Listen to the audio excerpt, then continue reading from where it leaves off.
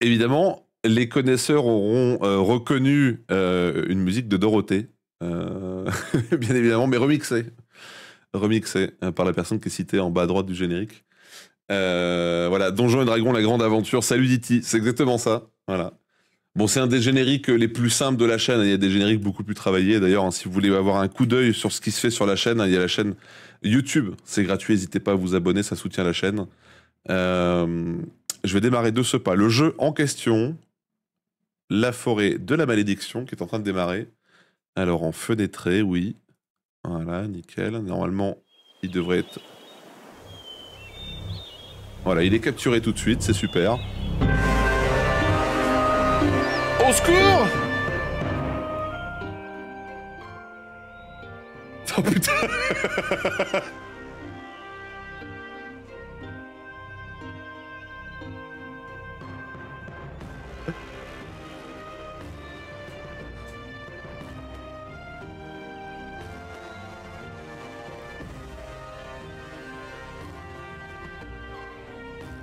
Putain, mais on l'a même pas vu la dernière fois, ça.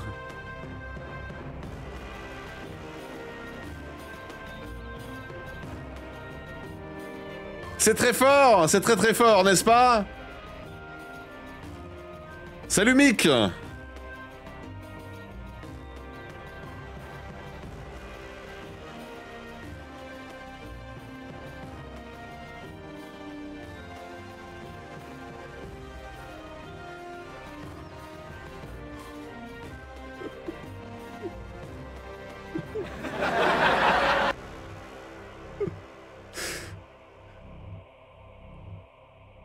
T'as déjà que j'avais des petits problèmes d'audition, je crois que ça y est, je suis définitivement sourd maintenant. Bordel, je m'attendais pas à ça, on l'avait pas vu la dernière fois l'intro là, trop bien. Oula. N'hésitez pas à me dire si c'est trop fort ou pas assez fort.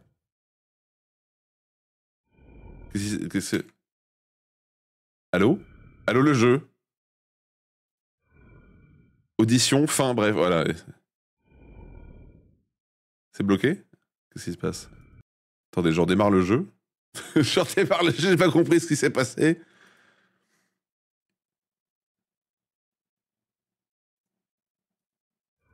Ah, c'est bon, ouais, c'est bon, tout va bien.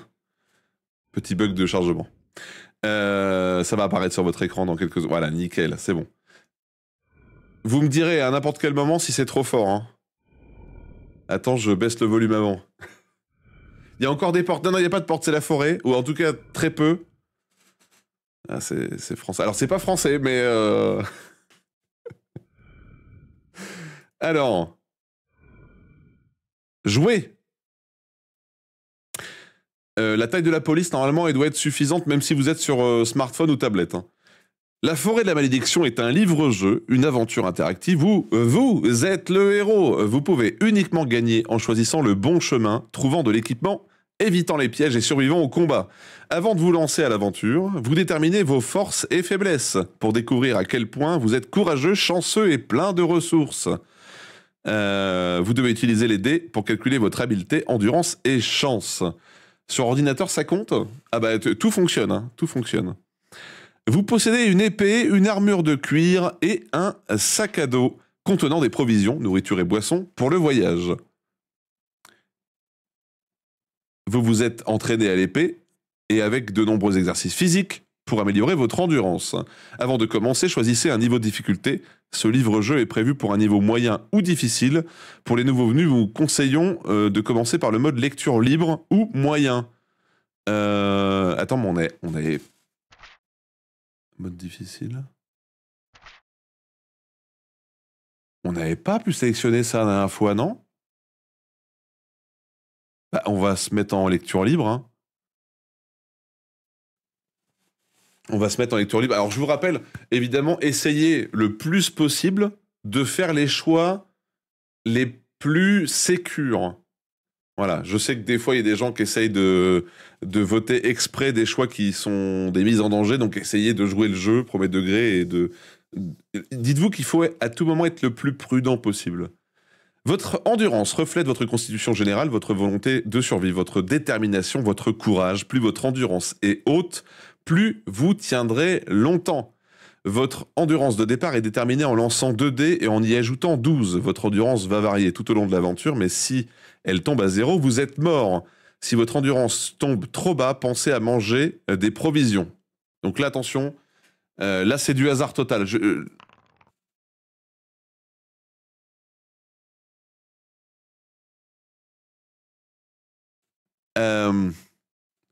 Allez, hein. On a la moyenne. On a la moyenne. Ok. Maintenant, déterminez votre habileté, MDR. Votre habileté reflète votre compétence martiale. Plus elle est haute, mieux c'est. Votre habileté de départ est déterminée en lançant un dé et en y ajoutant 6. Alors là, c'est très important. Plus le score sera élevé, plus on aura de facilité à gagner des combats face aux ennemis.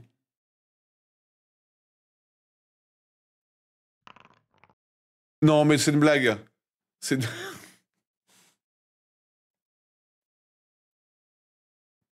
Oh merde, dis donc, ça... Oh non, le jeu, il a crash. J'adore rire.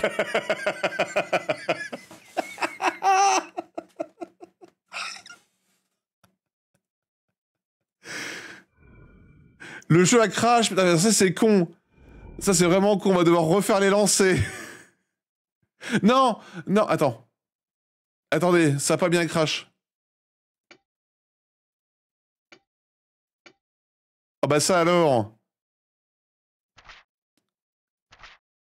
Voilà, ça, je disais donc, oh putain, le jeu il a crash. J'adore rire. Donc on va déterminer notre endurance, on en était là, hein. Voilà, fin du stream, bonne soirée, exactement. Voilà, voilà, bah c'est donc ça, voilà, c'est ce que j'avais dit, hein, on a un peu plus de la moyenne, c'est exactement ce que j'ai dit avant que ça crache. C'est super, voilà, c'est très bien, c'est très bien. Maintenant, déterminons notre habileté, c'est là où ça crache. Par pitié, j'en appelle à la puissance suprême, s'il vous plaît. Attendez, est-ce que je ne mettrai pas une musique de Genki Dama, juste le temps? Pitié. Pitié, au secours.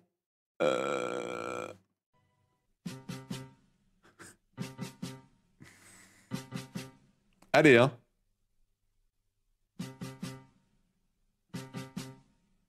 Il faut que tout le monde souffle sur le dé. C'est moi la puissance suprême. Oui! La République, c'est moi! Oh, cette synchro! Ok, très bien. C'est bien, c'est très très bien. 5, c'est super, c'est parfait. Alors, votre habileté reflète donc votre compétence martiale. On a un très bon score. Maintenant, on va déterminer notre chance. Votre chance indique à quel point vous êtes chanceux. La chance ainsi que la malchance sont des choses de la vie dans le domaine maléfique que vous vous apprêtez à explorer. Votre chance de départ est déterminée par un jet de dés en y ajoutant 6. Donc là, pareil, hein, évidemment, vous vous doutez bien qu'il faut... Et là, ça recrache MDR. C'est génial! J'ai envie de crever! Putain! Allez, on va garder ça, hein, on va garder ça. Allez, c'est parti. Ensuite, choisissez une potion à emporter. Alors, en plus de votre équipement de départ, vous pouvez prendre une potion magique qui vous aidera dans votre quête. Vous pouvez choisir une des potions suivantes. Une potion d'habileté qui restaure les points d'habileté. Une potion de force qui restaure les points d'endurance. Ou une potion de bonne fortune qui restaure les points de chance et ajoute 1 à votre chance initiale. Et salut, attends, t'as changé de pseudo.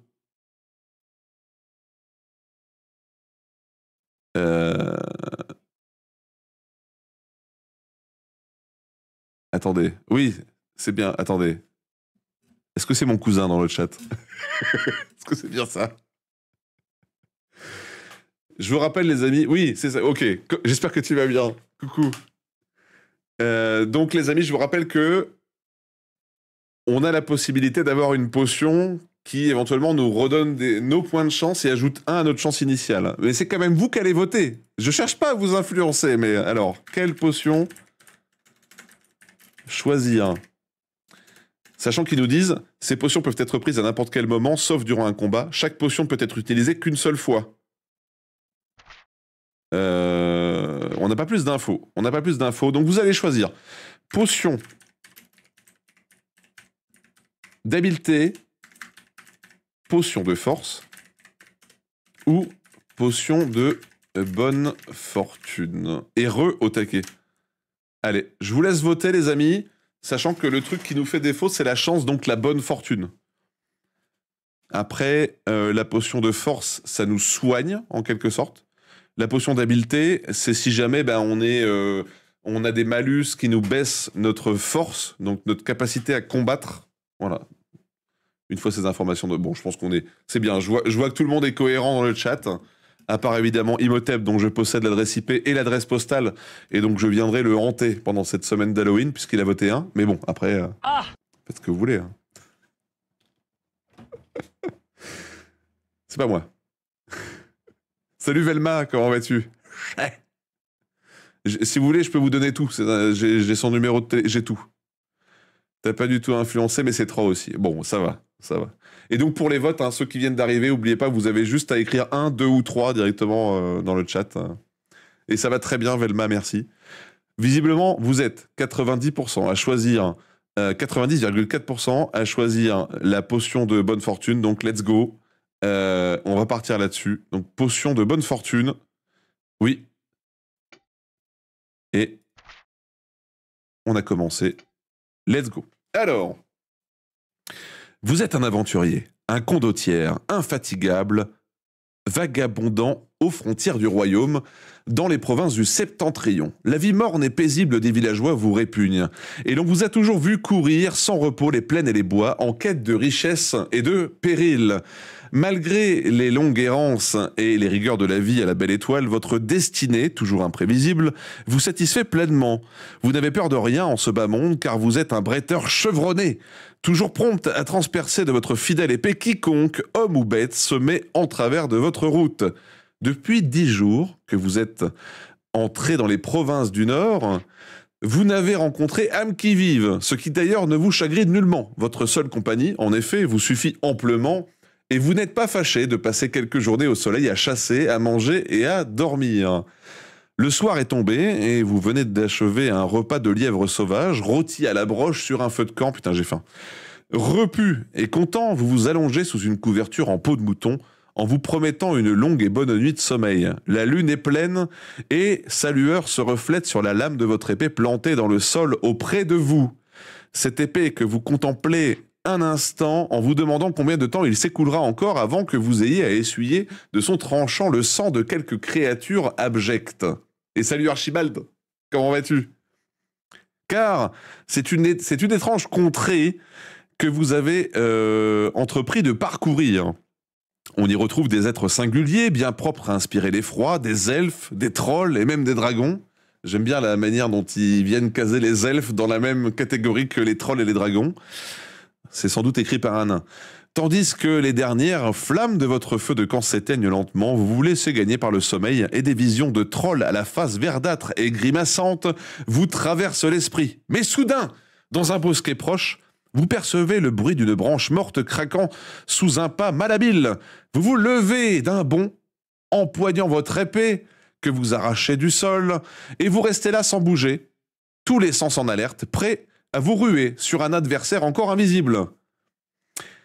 Vous entendez alors un gémissement immédiat suivi d'un bruit sourd, d'un corps s'écroulant sur le sol. S'agit-il d'un piège ?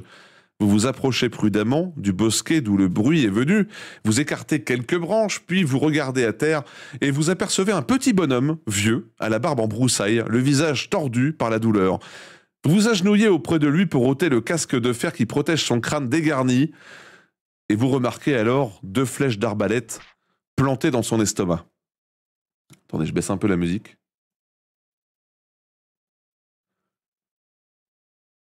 Elles ont transpercé la côte de maille qui couvre son torse replé. Vous le soulevez de terre et vous le portez dans vos bras auprès du feu dont vous ranimez les braises. Après avoir étendu sur lui votre couverture en peau de mouton, vous parvenez à faire boire un peu d'eau au vieil homme. Il émet un grognement. Tous s'assied, le buste raide, et regard fixe, puis se met à crier « Je les aurai! Je les aurai! N'aie crainte! Guy Librand Grommelé va venir t'apporter le marteau! J'y arriverai! Oh oui! Oh, j'y arriverai! Oh. Le nain, dont vous supposez qu'il se nomme Grommelé, est de toute évidence pris de délire, sans doute à cause d'un poison dans lequel ont dû tremper les 2 flèches, enfin les carreaux d'arbalète en l'occurrence, fichés dans son estomac. Eh oui. RIP, ça sent mauvais pour Grommelé, hein, évidemment. C'est quasi mon surnom étudiant, c'est vrai. Oh merde. Un instant plus tard, son buste retombe lourdement en arrière et vous vous approchez de son oreille pour murmurer son nom. Ses yeux vous fixent sans ciller lorsque, à nouveau, il se met à hurler « Un guet-apens! Attention, un guet-apens! Ah, le marteau! Apportez le marteau à Guy Librand! Sauvez les nains !» Ses yeux se ferment à demi, sa douleur semble s'atténuer, et tandis que son délire le quitte, il s'adresse à vous dans un chuchotement. « Aide-nous, ami, porte le marteau à Guy Librand. Seul le marteau pourra unir notre peuple contre les trolls. Nous faisions route vers la forêt des ténèbres, en quête du marteau.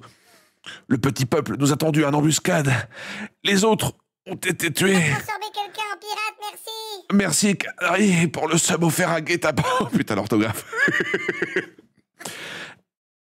Il y a dans mes bourses la carte qui te mènera chez Yastromo, le grand mage. Lui seul peut te vendre les recettes magiques qui te protégeront contre les créatures de la forêt des ténèbres. Prends mon or, je t'en supplie. Trouve le marteau et porte-le à Guy Librand, le seigneur de Pont de Pierre. Tu en recevras bonne récompense. Grommelé ouvre la bouche pour dire encore quelques mots, mais il ne parvient qu'à exhaler son dernier souffle.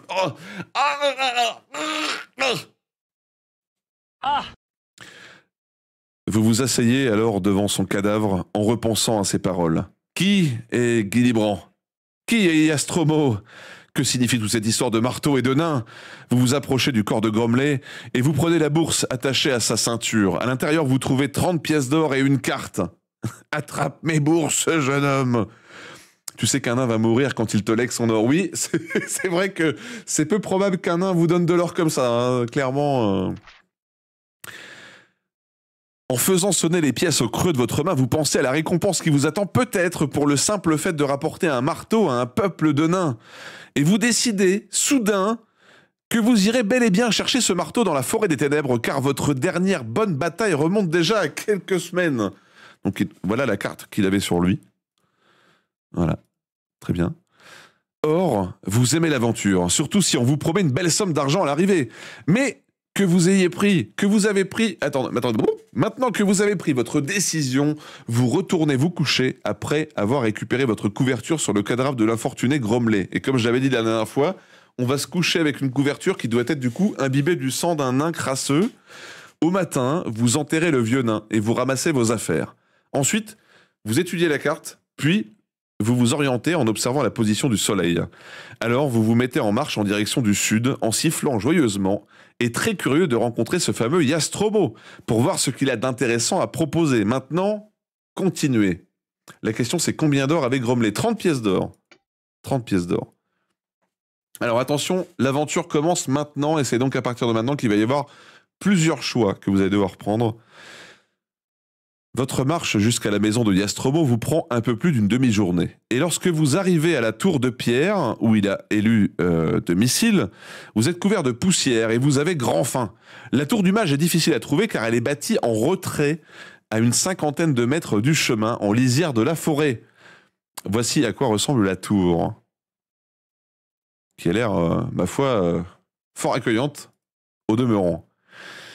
Lorsque, enfin, vous la découvrez, vous vous dirigez vers son immense porte de chêne avec un sentiment de soulagement en constatant qu'elle existe bel et bien et elle n'est pas le fruit du délire de Grommelé. Une grosse cloche de cuivre et un heurtoir sont accrochés sur le côté d'une arche de pierre qui vous marque l'entrée. Vous frappez alors la cloche et un frisson aussitôt vous parcourt l'échine car le bong sonore que vous venez de produire résonne dans un silence profond dont vous n'aviez pas pris conscience jusqu'à cet instant.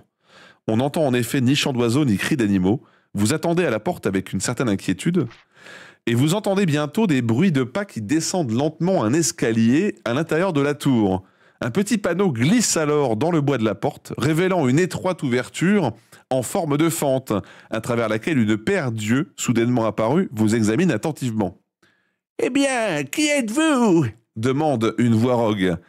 Vous répondez que vous êtes un aventurier et que vous cherchez le grand mage Yastromo pour lui acheter quelques objets magiques qui pourraient vous aider à combattre les créatures de la forêt des ténèbres. « Ah, très bien. Si vous souhaitez m'acheter quelque chose, vous feriez mieux d'entrer. Je suis Yastromo. » Il vous ouvre alors la porte et vous invite à le suivre en montant les marches d'un escalier de pierre.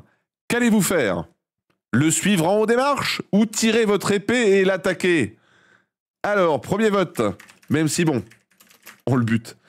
Le suivre ? Faut pas que j'appuie sur tab. Ou l'attaquer ? Je rappelle, je vous invite toujours à faire le choix le plus sécure et le plus logique. Vous pouvez voter dans le chat en tapant 1 ou 2 directement.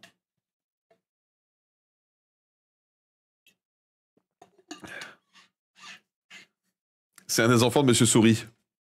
On bute Caradoc.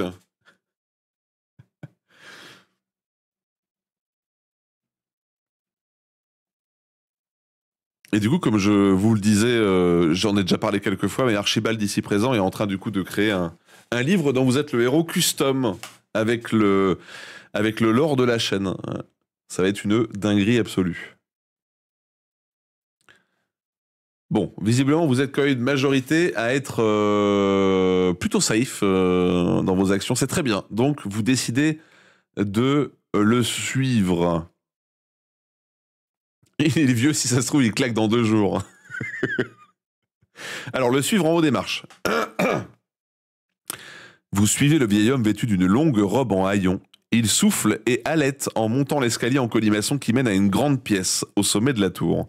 Des étagères, des armoires et des vitrines s'alignent le long des murs, toutes remplies de flacons, de bocaux, d'armes, de cuirasses et de toutes sortes d'objets à l'aspect étrange. Yastromo traverse ce bric-à-brac en traînant les pieds et se laisse tomber sur une vieille chaise en bois de chêne. Il glisse alors la main dans sa poche, sur sa poitrine, et en sort une petite paire de lunettes cerclées d'or qu'il pose sur son nez. Puis, il prend une ardoise et un morceau de craie sur une table et se met à écrire fébrilement. Il vous tend ensuite l'ardoise que vous lisez attentivement. Alors, effectivement, on a la possibilité d'acheter tout un tas d'objets, chose qu'on avait déjà aperçue il y a 2 semaines, quand on avait déjà testé de faire ce livre. Et donc, je vais prendre un peu de temps pour écrire tous les choix que vous allez avoir. Vous voyez qu'il y a une potion de guérison, potion de contrôle des plantes, potion de tranquillité, potion de contrôle des insectes, potion d'antipoison, eau bénite, anneau de lumière, botte à bondir, corde magique, filet de capture, brassard de force, gant d'adresse au lancer, perche à sonder, gousse d'ail, bandeau de concentration, capsule de feu, filtre à nez. Donc on n'a que 30 pièces d'or, donc on ne pourra pas tout dépenser. Gardez simplement en tête que la dernière fois, il y a eu 1 ou 2 rencontres qui, si on avait eu de l'or, auraient pu se passer différemment. Le mage vous précise que le mode d'emploi de chaque article est clairement expliqué sur une étiquette qui lui est attachée. On peut également y lire des suggestions concernant les circonstances dans lesquelles il est conseillé d'en faire usage. Yastromo pousse un soupir et vous signale que, malheureusement, chacun de ces objets magiques ne peut être utilisé qu'une seule fois. Il ajoute cependant qu'à ce prix-là, vous ne trouverez rien de meilleur sur le marché. En même temps, est-ce qu'il y a une concurrence ? Je veux dire, c'est pas non plus un quartier de marchands, faut pas déconner. Yastromo vous demande alors pourquoi vous voulez lui acheter ces objets et vous lui racontez l'histoire du nain que vous avez croisé la veille. Alors, on va déjà se concentrer sur les objets. Donc, on achète quoi ? Exceptionnellement, comme la dernière fois, vous allez pouvoir voter pour 3 choses différentes. Par exemple, s'il y a 16 choix, vous allez voter par exemple 2, 8, 10. C'est un exemple, vous faites ce que vous voulez.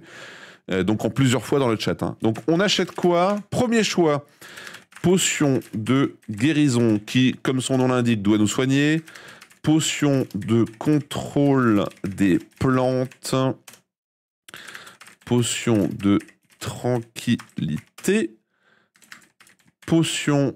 non, les objets ne changent pas à chaque run. De contrôle des insectes. Alors désolé si je fais des fautes d'orthographe. Hein. Potion anti-poison. Anti-poison. Eau bénite. Anneau de lumière. Botte à bondir. Botte à bondir. Corde magique. Hop, je passe à la page d'après. Filet de... Ah merde, si je tape pas au bon endroit. Filet de capture. Brassard de force. Gants d'adresse au lancer. Perche à sonder. Gousse d'ail. Alors gousse d'ail, c'est marqué au pluriel. Hein. Et je sais qu'il y a un autre objet où il y a plusieurs utilisations. Je crois que c'est les capsules de feu. Bandeau de concentration.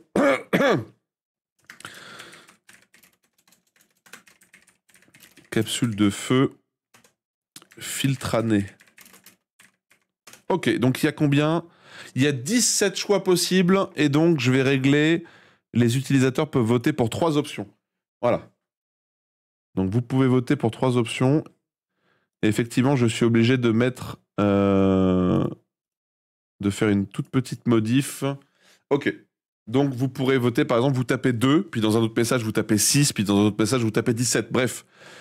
En espérant que ça tienne, comme la dernière fois, sachant que si vous avez des questions sur à quoi sert un objet, par exemple, une qui n'est pas forcément explicite, la perche à sonder.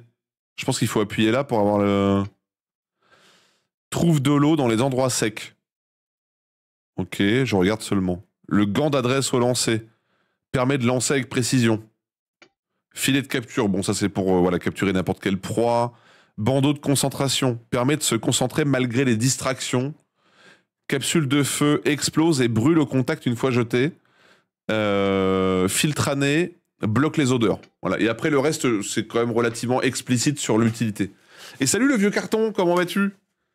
Alors, hop. Pôle multiple, ça doit être celui-là.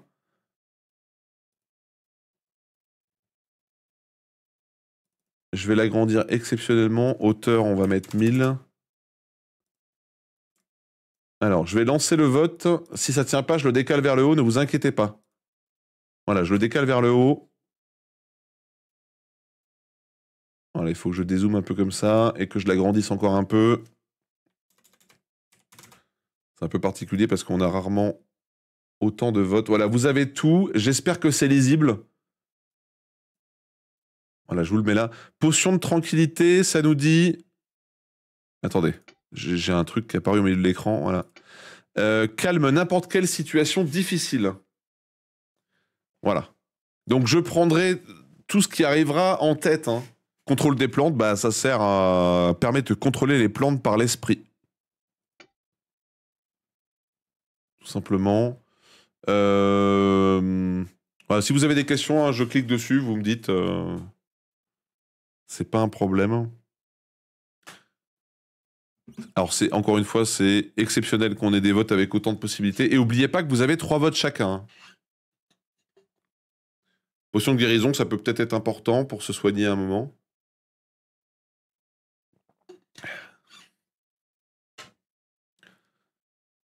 Tu peux switcher de page? Je peux switcher de page. Hop. Filet de capture, brassard de force, gant d'adresse au lancer. Attendez, je vous décale le vote de quelques... Voilà, je le mets là. Hop. Perche à sonder, gousse d'ail, bandeau de concentration, capsule de feu, filtre à nez.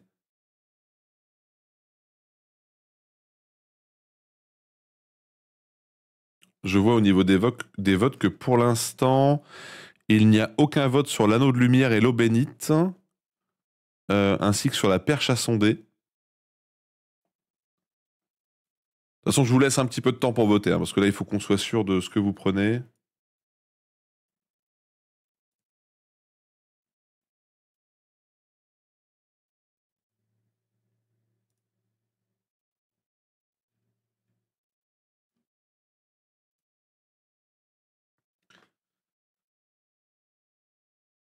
Où est le niveau à bulles? Ah oui, il a été volé par un Italien. Sans doute pour réparer la tour de Pise.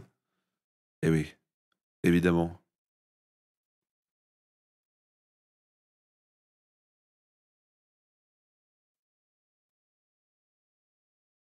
Est-ce que tout le monde a voté dans le chat ou est-ce qu'il y a encore des gens qui n'ont pas posé leurs 3 votes? On veut tout. Voilà, on veut tout. Au pire, on le tabasse et on récupère tout. Ce serait très très drôle si on pouvait faire ça.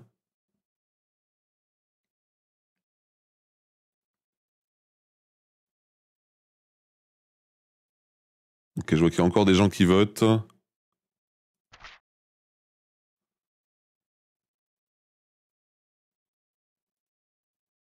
Qu'est-ce qui arrive en tête pour l'instant? 20%. La potion de guérison arrive en tête pour le moment. Potion de guérison, évidemment. Guérit les blessures ou ajoute 4 d'endurance. Ah oui, parce qu'en plus de ça, si on a une blessure spécifique, ça peut servir pour ça. Après, on a potion de tranquillité, brassard de force, bandon de concentration, capsule de feu. Capsule de feu qui est, encore une fois, un des rares qui est vendu par 5. Il y en a 5. D'ailleurs, les potions de soin, il n'y en a qu'une seule. Il n'y en a qu'une seule. Effectivement. Allez, est-ce que tout le monde a voté dans le chat? Est-ce qu'il y a encore des gens qui ont besoin de quelques petits instants pour se décider? Savoir si on valide ce vote. Et du coup, je commence à ajouter les objets un par un. Vous vous rappelez ce que vous aviez pris la dernière fois? Oh, je me souviens pas de tout. Hein. Je sais qu'on avait utilisé potion de contrôle des plantes, si j'ai pas de conneries.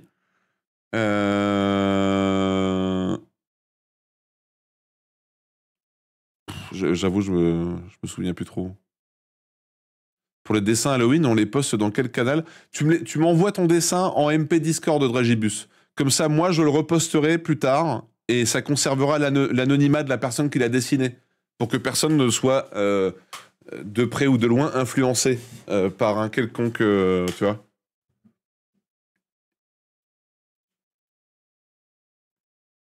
Voilà, tu me l'envoies en MP Discord.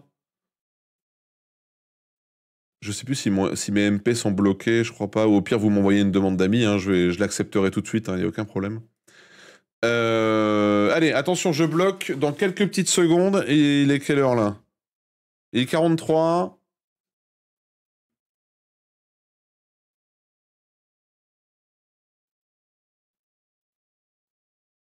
Ça fait plus de 5 minutes que le truc est actif. Je bloque le vote, les amis. 3 votes chacun.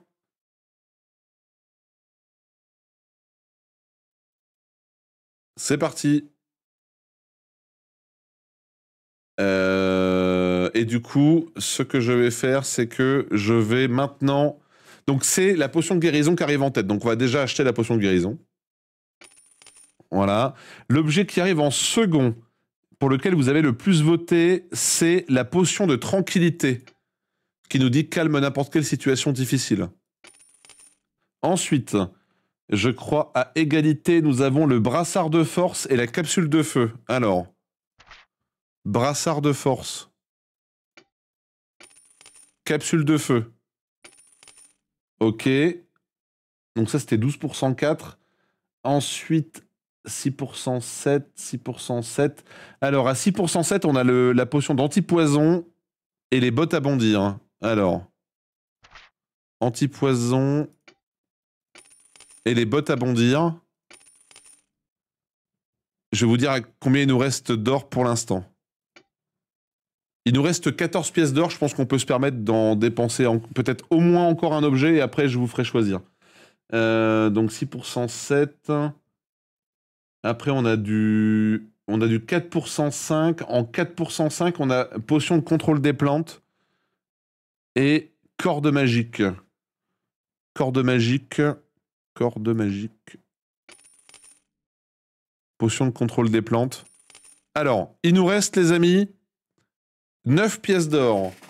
Là, vous me répondez dans le chat parce qu'il faut que je conserve le vote. Est-ce que vous voulez qu'on dépense tout et on achète du coup en fonction des votes que vous avez faits?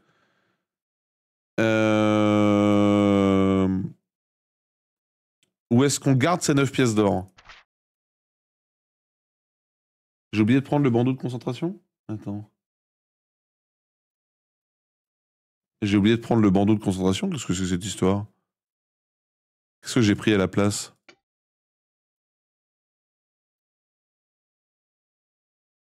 Est-ce que j'aurais pas pris le brassard de force? Garde, stop, dépense tout, dépense tout. On peut garder le reste pour les events. Tu disais qu'on avait besoin. Disons que la dernière fois, on était tombé. En vrai, on peut garder le reste. Hein. Goose die. En vrai, tu peux garder. Oui, je me suis peut-être planté avec le brassard et le bandeau. Je sais pas. Écoutez, je remets juste le vote. Alors, soyez pas surpris, ça va. Hop, hop, hop, hop, hop, hop. Hop, voilà, c'est normal. Et je clôture le vote, les amis, et on va garder nos 9 pièces d'or. Et donc, on était en train d'expliquer à Yastromo ce que le nain nous avait raconté. Ah oui, en effet, répond Yastromo d'une voix douce. J'ai entendu dire que les bons nains du pont de pierre avaient perdu leur légendaire marteau de guerre. Et sans lui, le roi ne peut lever le peuple pour défendre le village menacé par les trolls des collines. Selon la rumeur, le roi d'un autre village de nains, agissant par jalousie, a envoyé un aigle à Pont-de-Pierre pour y voler le marteau, cet enculé de fils de pute. Et le rapace a réussi son coup. Mais, en revenant vers la forêt des ténèbres, il a été attaqué en plein vol par des faucons de la mort. Et le marteau est tombé. Bonsoir, Elédren. Bonsoir. Comment allez-vous ?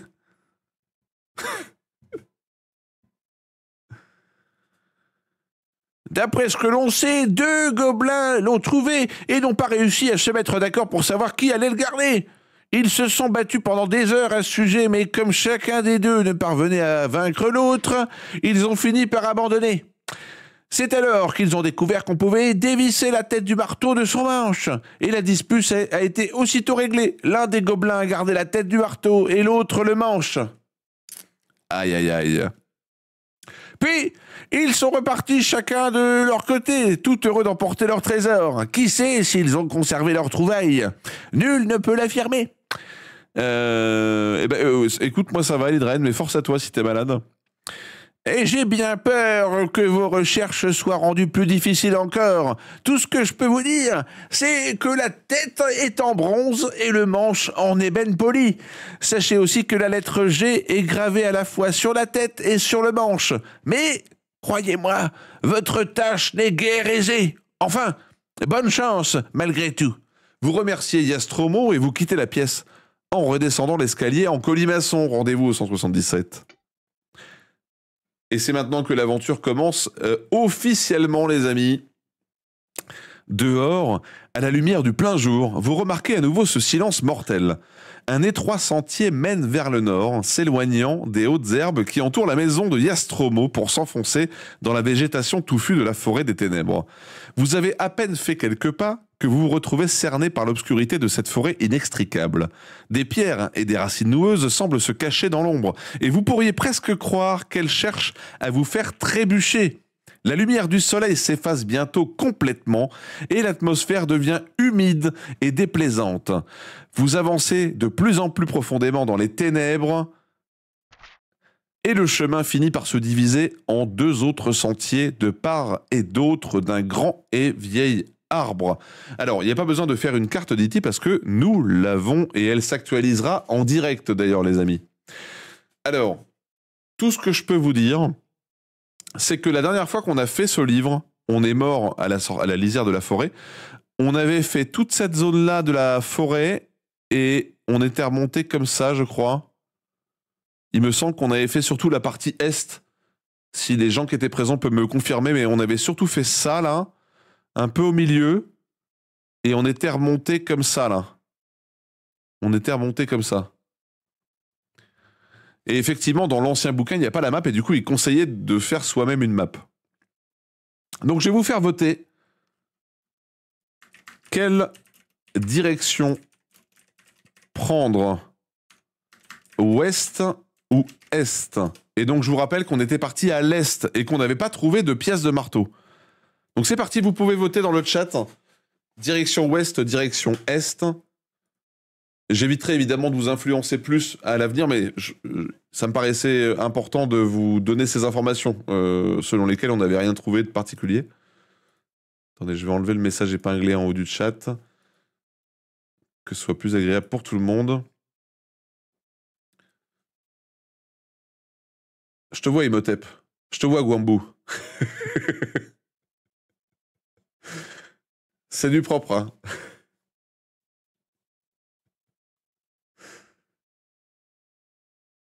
Allez, attention, on arrête le vote dans quelques petites secondes.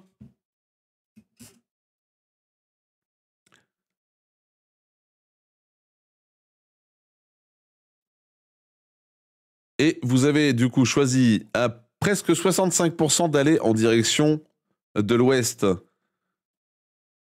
Mais non, mais on a déjà fait l'est, Imhotep. On a déjà fait l'est et ça n'a servi à rien. Hop. Là, je vous rappelle, les amis, très important, essayez de faire les votes les plus logiques possibles. Sinon, ça sert à rien. Sinon, on va mourir très vite. Allez, on part en direction de l'ouest. Le sentier étroit et recouvert de végétation continue à serpenter parmi les arbres touffus de la forêt. D'étranges cris d'animaux retentissent dans les feuillages. Vous arrivez bientôt à une autre bifurcation. Si vous souhaitez poursuivre vers l'ouest, ok, mais on peut prendre également maintenant en direction du nord. Alors, est-ce qu'on voit la bifurcation? Voilà, donc soit on va par ici, soit on va par là. Alors, quelle direction? Toujours ouest ou nord. Et je vous rappelle que, par exemple, si on va au nord et qu'on a la possibilité de revenir à gauche, on ne pourra pas le faire. Non mais c'est pas que je cherche à influencer les gens, c'est juste que je rappelle qu'on avait été là et que du coup on n'avait pas trouvé de pièce de marteau. Mais voilà, le jeu fait en sorte que si on avance vers le nord et qu'à un moment donné on a une bifurcation, on ne pourra jamais redescendre. C'est un peu particulier, mais c'est comme ça que le jeu est codé. Alors, l'ouest ou le nord? Vous choisissez.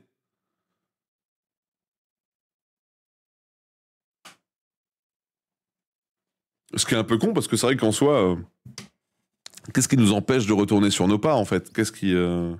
concrètement, il n'y a rien. Donc, bon, bref, c'est comme ça que le jeu a été écrit.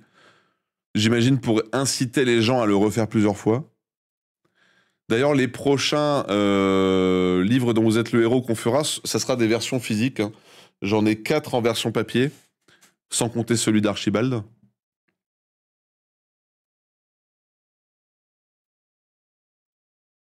Je laisse une petite minute de vote. Là, on est à 45. On est quasiment à 1 minute de vote. Allez, je clôture. Du coup, vous avez décidé à la majorité d'aller en direction de l'ouest. Le chemin oblique brusquement vers la droite et continue en direction du nord à travers d'épaisses broussailles. Soudain, vous entendez des appels au secours qui viennent de votre gauche à l'écart du chemin. Si vous souhaitez venir en aide à la personne qui appelle ainsi, ou préférez rester indifférent à ces cris et poursuivre votre chemin vers le nord. Alors, que faire? Venir en aide ou continuer au nord. Allez, c'est parti. J'en ai une grosse quarantaine chez moi. Ah ouais, incroyable. Ah non, bah moi j'en ai une dizaine du coup, à force d'en acheter pour la chaîne, mais... Il y en a un que je cherche absolument, c'est le labyrinthe de la mort. Mais j'ai peur qu'il soit un peu compliqué, le labyrinthe de la mort. Quelqu'un crie dans une forêt flippante. Ouais, ça se trouve, c'est un piège. On sait pas, hein. Mais si ça se trouve, c'est un piège. Et je rappelle d'ailleurs aux gens qui sont présents dans le chat que quand vous êtes follower non abonné à la chaîne, votre voix compte pour 1, et quand vous êtes abonné à la chaîne, votre vote compte pour 2. Voilà. Si jamais vous vous posiez la question de c'est bizarre, ça influence de manière étrange les votes. Et en fait, j'ai dû remettre les modérateurs au même niveau que les abonnés parce que ça faisait tout planter. Les modérateurs, quand ils votaient, ça faisait genre 20, 30 votes d'un coup. Donc, t'es à 2 comme les gens abonnés, Gwambou. J'ai pas eu le choix, sinon ça Sinon, ça bloquait complet. C'est ce que je me suis aperçu au fur et à mesure du temps. Allez, du coup, vous avez décidé de venir en aide à la personne. Si vous votez 2 fois, ça compte? J'ai oublié de l'enlever? Ah bon? Attends. Est-ce que j'ai oublié de l'enlever? Bon, en tout cas, vous avez décidé d'aller de venir en aide. Non, non, normalement, j'ai pas oublié de l'enlever. Hop, alors, est-ce que c'est un piège? Ah! Ah non, il est pris au piège. Si vous vous dirigez vers l'endroit d'où provient les cris, en marchant difficilement parmi les racines noueuses des arbres, et vous apercevez bientôt un homme vêtu d'une djellaba. Ah!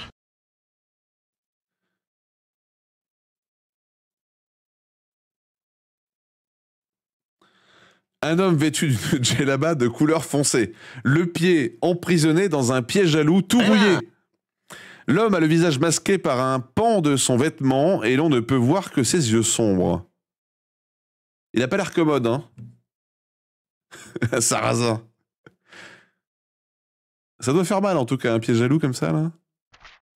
Si vous souhaitez aider cet homme en le libérant du piège, rendez-vous au 344.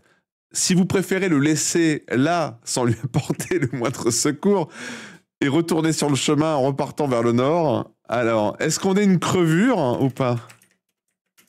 Que faire? L'aider ou continuer notre route comme si de rien n'était? Allez, c'est parti, vous pouvez voter. Est-ce qu'on l'aide ou est-ce que on continue notre route? Il va nous racketter, on sait pas, c'est possible. C'est possible. En tout cas, c'est vrai que j'étais surpris parce que sur la première fois qu'on avait fait le bouquin, il y avait bon nombre de rencontres qui étaient quand même dans l'ensemble assez positives. Je me souviens du centaure, l'espèce de vieux qui dormait sur un champignon. Alors, est-ce que c'est l'exception qui infirmera la règle? Pas. Mystère et boule de gomme.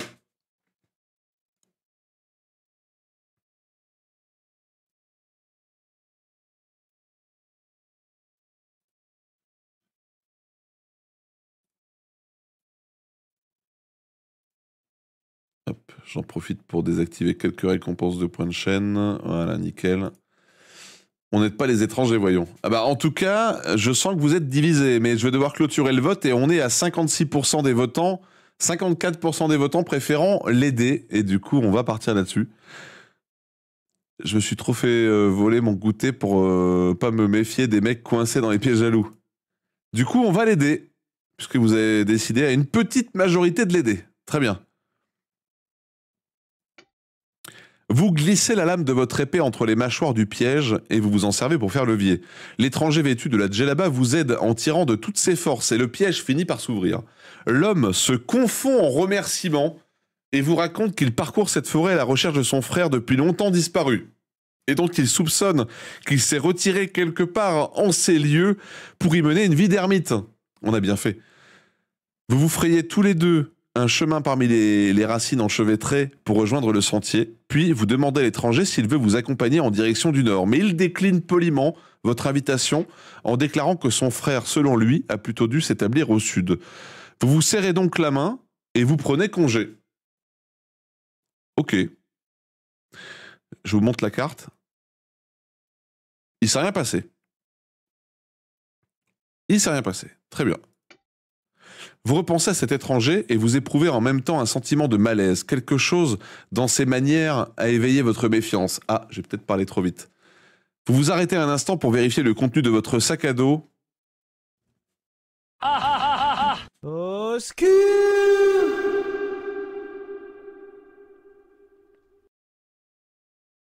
Et vous êtes alors furieux de constater qu'il y manque quelque chose. Cet homme était un voleur. Connard! Votre or a disparu. C'est génial!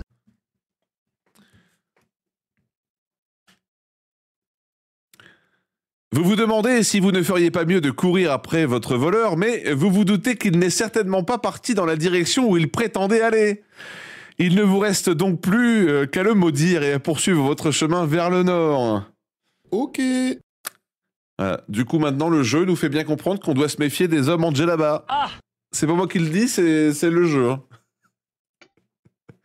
En chemin, le long du sentier sinueux, vous apercevez bientôt une petite créature au corps noueux et à la peau brune et écailleuse. Elle est assise sur un tronc d'arbre mort à la droite du chemin et son visage paraît maussade, tandis qu'elle balance lentement entre ses doigts un bâton d'un noir brillant accroché à une lanière de cuir. Cela peut être l'un des gobelins que vous cherchez. Et salut Ultra! J'ai connu les livres dont vous êtes le héros sous forme de vrais livres en papier. Apparemment ici c'est un autre concept. C'est la même chose. À la base ce livre-là est un vrai livre papier physique. Et du coup c'est un des rares qui a été adapté numériquement et traduit en français surtout. Parce qu'il y en a plusieurs, il y en a plein d'autres qui existent. Mais ils n'ont pas été traduits en français. Sinon oui, d'habitude sur la chaîne on fait les versions papier aussi. Qu'allez-vous faire? Tirez votre épée et attaquer le gobelin? Engager la conversation avec lui? Oui, on a perdu 9 pièces d'or. Hein. Ne pas vous en occuper et poursuivre votre chemin vers le nord. Alors, c'est sans doute un des gobelins, peut-être, je ne sais pas, qui a possiblement volé le marteau qu'on est en train de chercher. Alors, l'attaquer. Lui parler. Je ne comprends pas ce choix. Ou continuer notre route. Allez, c'est à vous de voter dans le chat. Let's go.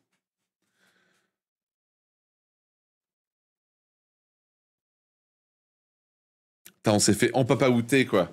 On s'est fait empapaouter par un mec en djellaba. C'est honteux, c'est honteux. Ah. Coup de tête balayette. Coup de couteau dans les chicots. Et on va devoir se montrer encore plus méfiant qu'avant.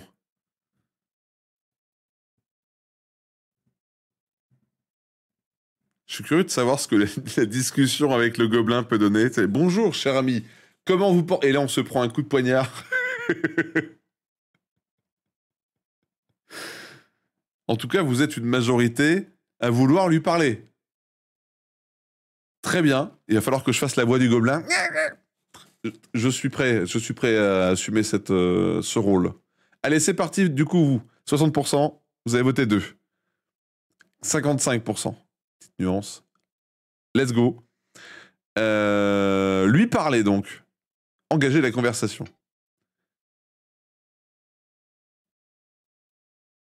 Lorsque vous lui parlez, le gobelin lève les yeux et sourit. Puis, il commence à se métamorphoser devant vous.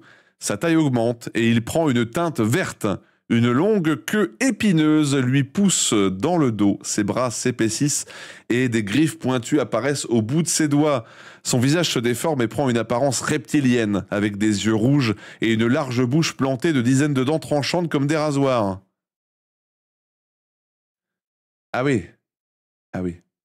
Juste au moment où tu commençais l'explication, je me suis pris une pub. Ah merde, eh ben écoute Ultra, je disais, c'est un livre classique dont vous êtes le héros. C'est juste que là, c'est une des rares adaptations en version numérique, mais en français. Et sinon, habituellement, on en fait des versions papier classiques, mais c'est la même chose. Hein. Et celui-là, il existe en papier. Il date des années 80 d'ailleurs. Ce n'est pas un gobelin que vous avez devant vous, mais un changeur de forme, et il vous faut le combattre. Très bien. Bon, là, on n'a pas le choix. Hein. On n'a pas le choix. Alors, ah, il a 10 en habileté quand même, hein. Il a 10 PV, putain, mais le mastodon. Il faut qu'on fasse plus, et nous, on a les dés blancs. Donc là, on l'a touché. À chaque fois qu'on touche, on enlève 2 PV. Voilà. C'est simple, il faut que l'addition des 2 dés blancs fasse plus que ces dés rouges, même si on a 1 point d'avance. Puisqu'on a 11 en habileté, et lui 10. Ok, ça se passe bien. Ça se passe très bien pour l'instant. Super. Mais il est nul à chier. Ouais. Schlag, sploum, spluk. Ah. Voilà, vous êtes vainqueur, excellent. Alors vous avez gagné. On n'a même pas perdu un seul PV. Hop là, dans sa gueule. Vous vous laissez tomber sur le tronc mort, épuisé par ce long combat. Bah, il était compliqué ce combat. Hélas, le bâton noir n'était qu'une illusion créée par le changeur de forme, et vous n'en voyez plus trace. Un instant plus tard, vous remarquez derrière le tronc quelques champignons violets qui ont poussé là. Vous n'en avez jamais vu de semblable, mais ils semblent appétissants. Si vous souhaitez goûter ces champignons, rendez-vous au 308 si vous préférez repartir. Alors, est-ce que vous avez envie de goûter les champignons violets qui ont l'air appétissants? Les goûter ou continuer vers le nord? Je vous montre un instant la carte avant de vous montrer le vote pour vous situer toujours. Voilà. Mais bien sûr, allez, vous pouvez voter.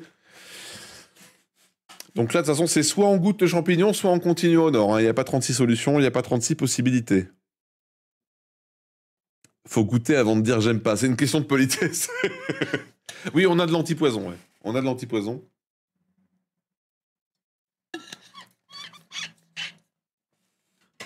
Ah oui, vous êtes joueur. Ah oui, ah oui. Ah oui, d'accord. Et salut Américo. Ah, mais vous êtes... Ah d'accord, vous êtes comme ça, vous, dans le chat. Non, mais je vois. Je vois. D'accord. Ok.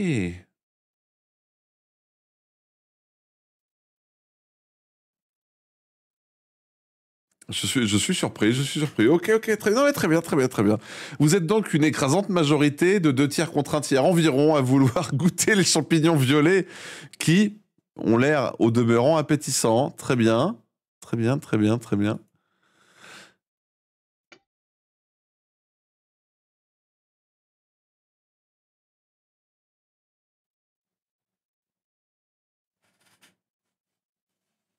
Ah! En mangeant les champignons, vous ressentez une grande agitation dans tout votre corps. Ah, ça ressemble à ça. Et vous pensez aussitôt que vous êtes peut-être en train de devenir vous-même un changeur de forme. Bientôt, cependant, vous êtes soulagé de sentir cette agitation s'apaiser pour disparaître. Vous n'êtes pas devenu un changeur de forme. Mais vous avez mangé des champignons brouilleurs et votre total d'habileté est maintenant remplacé, va maintenant remplacer votre total de chance et inversement. Oh, vous vous sentez un peu bizarre à présent, mais vous repartez malgré tout en direction du nord.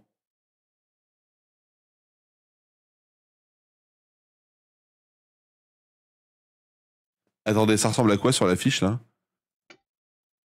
Ah, bon, tu me diras, on a perdu que 2 points d'habileté. Par contre, maintenant, on est très chanceux.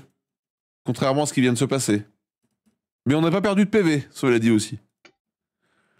Le chemin continue vers le nord et vous parvenez bientôt à une autre bifurcation. Si vous désirez poursuivre votre chemin en direction du nord, rendez-vous au 97. Si vous préférez aller à l'est, rendez-vous au 20. Voilà la carte, les amis. Et donc, on a la possibilité d'aller par là ou de continuer à monter. Alors, que faire? Nord, est. Allez, pareil, vous pouvez voter. Je crois que c'était là hein, qu'on avait fait. Hein. Il me semble. Donc, là, on n'est pas allé ici. Hein. Effectivement, n'oubliez pas que c'est toute la zone sud-ouest de la map qu'on n'a pas fait. Hein. Donc, toute cette zone-là, même là en général, on ne connaît pas.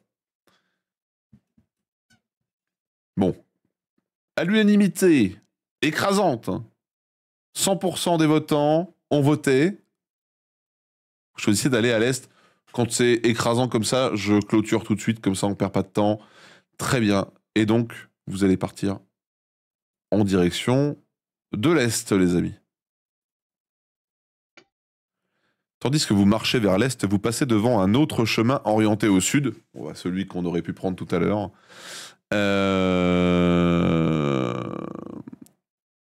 Mais vous décidez de ne pas vous y aventurer et vous poursuivez dans la même direction.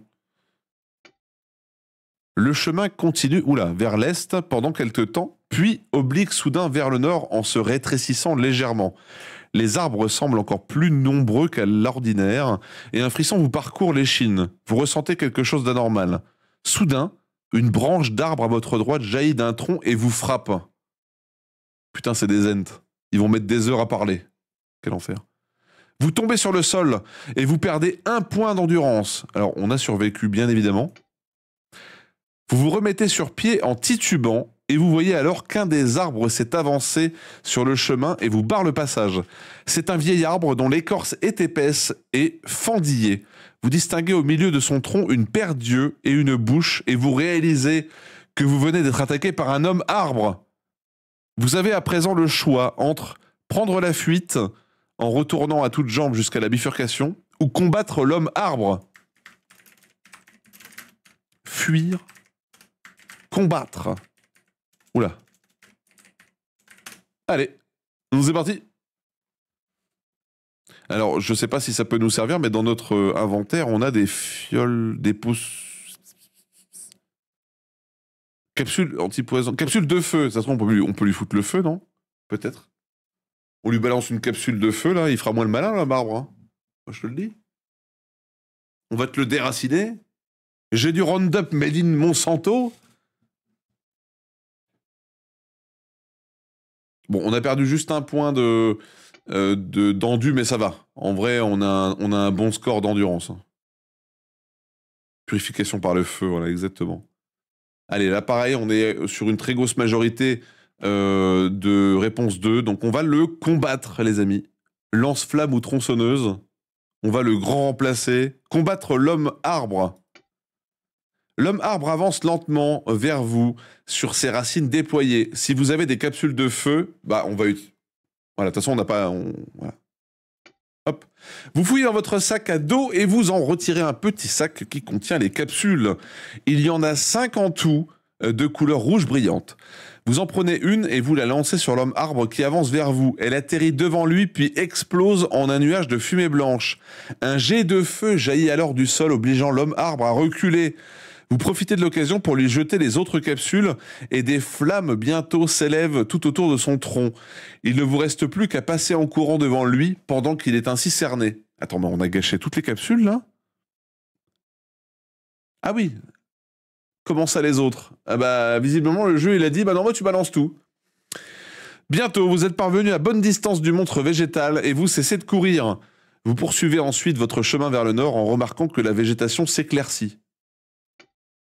Alors, au niveau de la carte, on est là.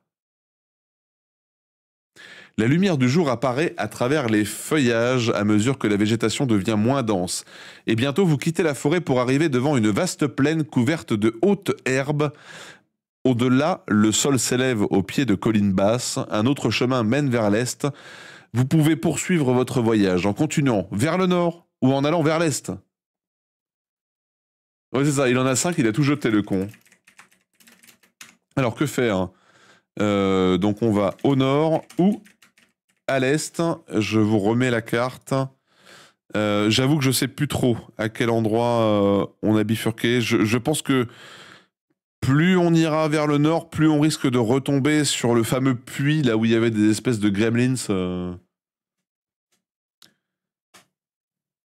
En vrai, c'est chaud, hein.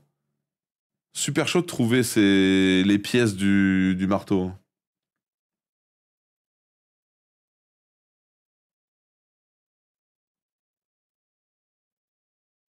Et là, on retombe sur le voleur. Alors, si on retombe sur le voleur, on l'ouvre en deux. Hein. Je sais pas vous, mais je pense que cet enfoiré, il faut... Voilà. Bonjour tout le monde. Et salut Popeline. Bonsoir. Comment vas-tu? Alors, du coup, vous décidez à une grande majorité de vous diriger vers l'est. Très bien. L'est. Vous arrivez à un croisement à 4 voies. Le chemin orienté au sud ramène vers la forêt et vous ne le prendrez donc pas. Ça, c'est un truc que je ne comprends pas dans le bouquin. Si vous désirez aller au nord, si vous préférez continuer vers l'est, étant donné que vous venez de voter pour l'est, les amis... Bonjour tout le monde. Ouais, quoi que non, je vous laisse choisir. Je vous laisse choisir. J'arrête de vous influencer. Et salut Bunny, comment vas-tu? Sinon, on peut s'en fabriquer un autre ou livrer. Ils en ont pas fabriqué en masse. Non, apparemment, le marteau, écoute. Donc, soit le nord, soit on continue vers l'est. C'est parti. Voilà, donc soit par là, soit par là.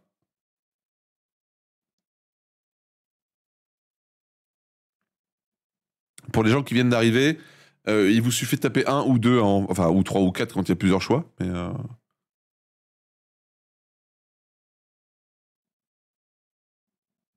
cette forêt de l'enfer. Ce qui serait marrant, c'est que cette fois-ci, même si on trouve pas le marteau, on arrive à sortir de la forêt. En vie. C'est pas grave si on n'a pas le marteau, hein, dans un sens, écoute, ils se démerdent, hein, ces connards de nains. Eh oui. Allez, du coup, je clôture le vote. Vous avez voté à 83,3% de continuer en direction de l'Est. Le chemin aboutit à une bifurcation. L'embranchement orienté au sud retourne à la forêt. Vous décidez donc de poursuivre vers le nord. Tout nous amène vers le nord. Vous avancez sur le chemin entre les hautes herbes qui ondulent sous le vent. Ah, ça me dit quelque chose, ça. Mais bientôt, vous avez la désagréable impression que ces herbes, en fait, ne se soumettent pas au souffle de la brise.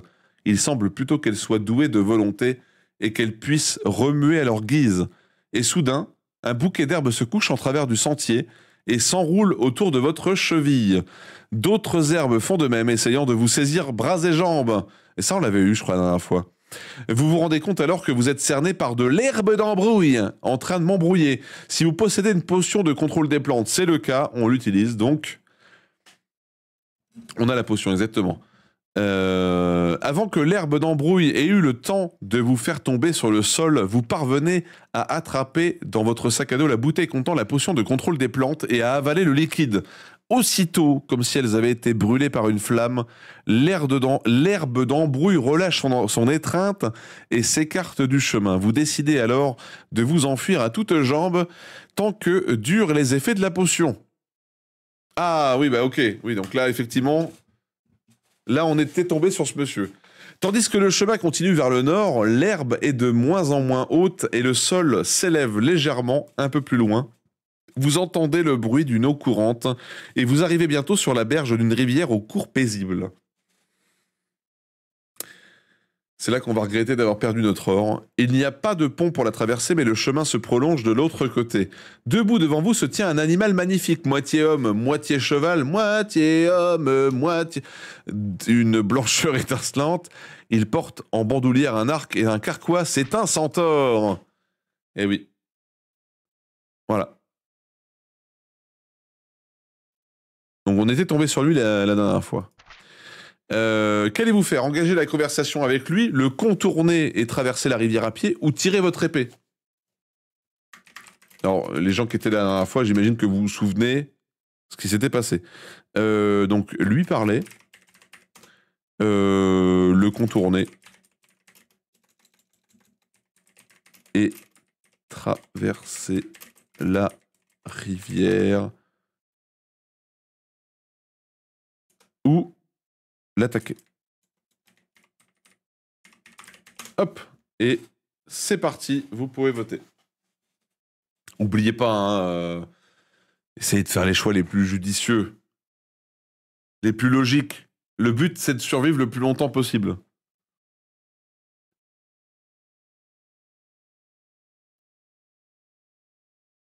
Là, par exemple, je vois que vous êtes quand même certains à être très casse-cou, à vouloir l'attaquer. C'est un centaure. On est à pied. On a une armure de cuir. On l'éclate le centaure. Le jeu est dur, hein, attention. Hein. Oubliez pas que ce genre de jeu, c'est dur. Hein. Après, c'est vous qui décidez. Hein. Très bizarre. Ouais. Quelle belle musculature. En tout cas, vous êtes quand même une majorité à vouloir lui parler. Très bien. Donc écoutez les amis, hop, nous allons lui parler, engager la conversation. Vous souhaitez le bonjour au centaure qui vous répond de même. C'est une bonne chose de rencontrer enfin quelqu'un qui ne vous attaque pas en vous voyant arriver. Eh oui, vous demandez au centaure s'il peut vous donner quelques renseignements qui vous aideraient à atteindre votre but, mais il ne sait rien et vous déclare qu'il ne se déplace pas beaucoup ces temps-ci car il se fait vieux. Il veut simplement amasser un peu d'or pour ses vieux jours et vous propose de vous faire traverser la rivière sur son dos en échange de 3 pièces d'or. Et donc encore une fois, c'est là qu'on regrette d'être tombé sur cet homme en djellaba qui nous a volé notre or. Alors, on ne peut pas accepter son offre. Alors, on pourrait faire un libre choix et tricher et quand même valider, hein, mais bon. Donc nous allons devoir refuser poliment et traverser la rivière à pied. Eh oui. Tandis que vous entrez dans l'eau, le centaure s'en va au galop vers le sud, le long du chemin. L'eau de la rivière a une teinte vert foncé, et vous vous demandez si quelques créatures ne se cachent pas dans les profondeurs. L'eau vous monte seulement jusqu'à la taille, mais elle est si froide que vos jambes s'engourdissent. Vous avez l'impression que quelque chose est entré en contact avec vos jambes, des herbes peut-être, mais il est difficile en vérité de deviner de quoi il s'agit. Vous atteignez enfin l'autre berge et vous vous hissez hors de l'eau. Vous examinez alors vos jambes et vous avez une réaction de dégoût en voyant une grosse sangsue noire d'environ 15 cm de long accrochée à votre cuisse. Du sel venant de vos provisions serait utile. On en a encore. Vous fouillez dans votre sac à dos pour y prendre du sel et vous vous en frottez le répugnant animal qui se recroqueville aussitôt et se détache de votre jambe. Vous perdez une ration de vos provisions en raison du sel utilisé. Vous rejetez ensuite à la rivière la sangsue ratatiner et vous jetez un coup d'œil autour de vous. Vous vous trouvez à présent au pied de quelques collines et le soir tombe. Vous remarquez que le chemin monte parmi les collines en direction du nord et vous décidez d'établir votre campement sous un vieux chêne immense situé à droite du sentier. Quelques instants plus tard, vous vous installez pour dormir, votre épée à portée de main. Vous dormez depuis environ 1 heure lorsqu'un effroyable hurlement vous réveille en sursaut. Il semble provenir de quelque distance en direction de l'ouest. Au-dessus de vous, la pleine lune brille dans le ciel de la nuit et tandis que vous la contemplez, vous remarquez soudain une énorme silhouette qui se déplace parmi les branches des arbres. Vous oubliez alors le hurlement et vous vous levez d'un bond en empoignant votre épée au moment précis où une araignée géante se laisse tomber sur le sol juste devant vous. Sa masse arrondie s'avance lentement sur ses longues pattes noires et velues et vous n'avez pas l'intention de vous enfuir en laissant là tous vos biens. Vous allez devoir combattre. Bon, on a toujours plus d'habileté que la créature, hein. Aïe! Ouh, ok, ça va. Ok, ça se passe bien, ça se passe bien. On s'est juste pris un coup. Un deuxième.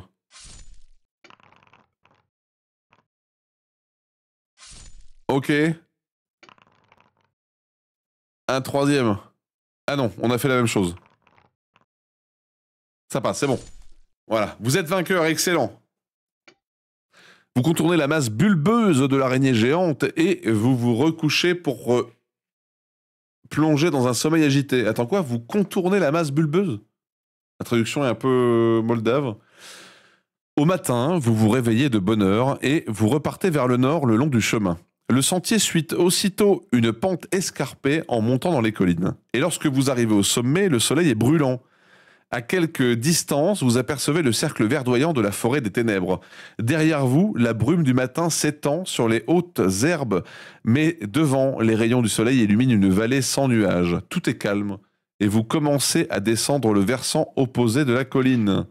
Bientôt, le chemin bifurque, et vous pouvez soit continuer vers le nord, soit prendre l'embranchement qui mène en direction de l'est. Alors attends. Ok, donc là on peut aller à l'est. Je sais pas si on avait été à l'est la dernière fois. Parce qu'on a vu cette chose avec les araignées, mais... que faire? Nord, est. Il me semble qu'à l'est, on n'a pas fait. Ça fait trop d'ennemis qu'on combat qui donnent pas de loot là. Bah oui, alors c'est rare qu'il y ait du loot en combattant un ennemi dans ce jeu, hein. Ouais, c'est un peu particulier.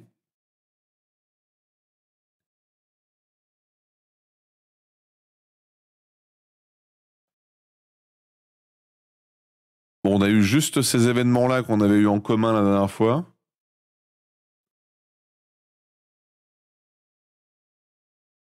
Je me demande si la rivière va de l'autre côté aussi.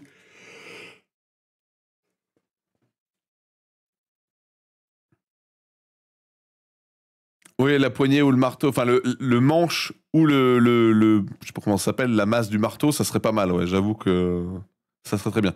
En tout cas, vous êtes 100% des votants choisissent d'aller à l'est. Très bien. Allez, c'est parti. En direction de l'est. Le chemin mène à l'entrée d'une vaste caverne et il ne semble pas aller plus loin vers l'est.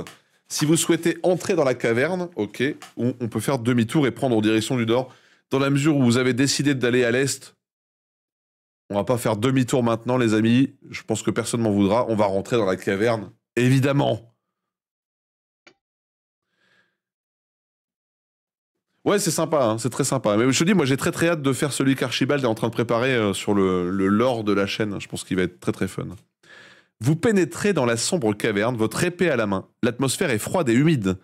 Vous entendez bientôt un ronflement sonore et lorsque vos yeux se sont habitués à l'obscurité, vous distinguez la forme imposante d'un troll des cavernes dormant sur une grande chaise de pierre. Il a la peau brune et ridée et il est vêtu de peau de bête. Une massue est posée sur ses genoux et un grand sac de cuir pend au dossier de la chaise. Qu'allez-vous faire ? Ramper en direction de la chaise et essayer de vous emparer du sac pendant que le troll est endormi. Putain, ça rappelle les trolls de pierre dans Bilbo le Hobbit. Prendre dans votre sac à dos le filet de capture. Attends, on l'a pas acheté le filet de capture ? Retourner à la bifurcation. Alors, les amis, est-ce que je vous fais voter vraiment ? On va pas faire demi-tour. On va se risquer à faire ça, non ? Qu'est-ce que vous en pensez ? D'ailleurs, je constate que j'ai oublié d'activer les cœurs pour cette partie. Clairement. Un troll, c'est violent. De toute façon, on a plusieurs cœurs. Hein. Si jamais on crève, on pourra revenir un peu en arrière. Allez. Il va falloir tenter notre chance. Mais on a 11 et il faut faire 11 ou moins. Ça devrait aller. C'est bon. Vous êtes chanceux. Très bien. Qu'est-ce qui pourrait mal tourner ? Bon, juste un coup de masse en travers de notre grande gueule. Le troll qui nous one-shot.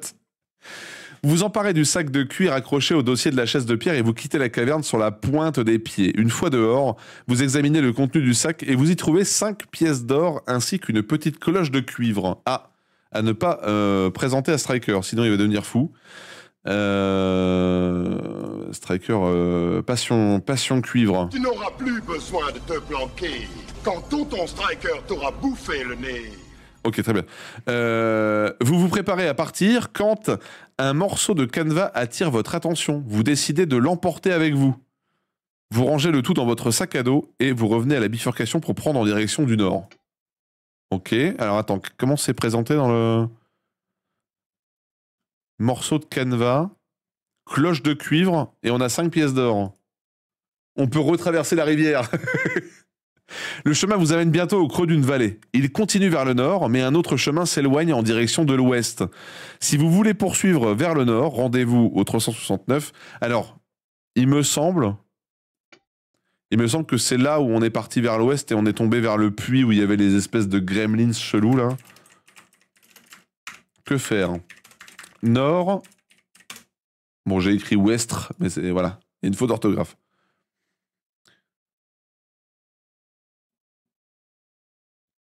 Où allons-nous ? Je vous dis, l'ouest, normalement, on y est déjà allé. On l'a déjà fait quand on a fait le bouquin la dernière fois. On n'a plus de musique ? Ah, si. Puisque par là, il y avait le... Je vous dis, il y avait le puits, ici, là. Ouais, mais jamais au nord, on a dit. Ah bon ? C'est vrai qu'on se rapproche de la lisière de la forêt. On va arriver au village, bredouille, en mode... vous cherchez un marteau ? Ah, j'étais pas au courant. Allez, salut ! Salut, mon pote ! En même temps, on n'a signé aucun contrat. Hein. On n'a pas à s'en vouloir. Allez, 60... Bonjour tout le monde. Salut, Creuser. Comment vas-tu ? Le fameux fumeur de weed te dit bonjour. Ah, je sens que quelqu'un a les croustilles. Bonjour, Creuser. J'adore rire. J'espère que tu vas bien. En tout cas, on va aller au nord. On s'est parti ?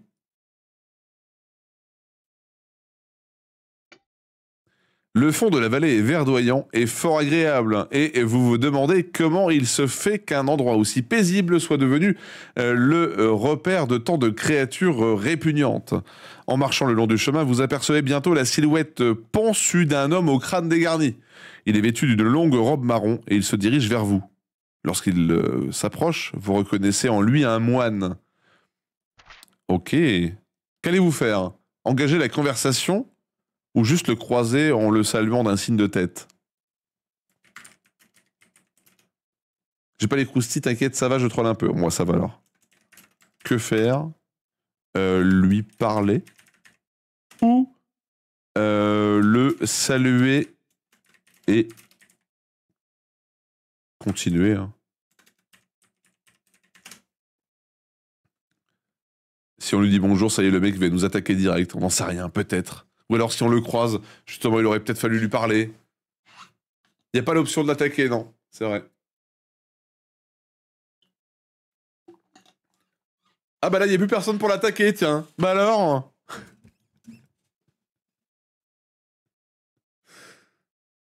Ah, vous voulez lui parler, hein, vous voulez lui parler. Ok, très bien. On parle plus à personne. Hein. Ah bah, visiblement, les gens ont envie de lui parler. Hein.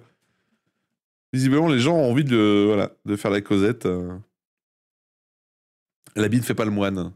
Et là, en dessous de Satoge, il y a un dragon. Vous avez commencé il y a longtemps, il y a un petit moment. Hein. Il y a une bonne heure. Hein. La preuve, on est déjà bien au nord de la forêt. Hein.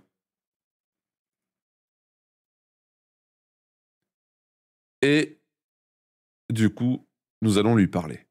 Très bien. Le moine semble en grand émoi et marche nerveusement d'un côté et d'autre tandis que vous lui parlez. Vous lui demandez ce qui lui cause un si grand désarroi et il vous répond qu'on a volé sa cloche sacrée, une cloche en cuivre.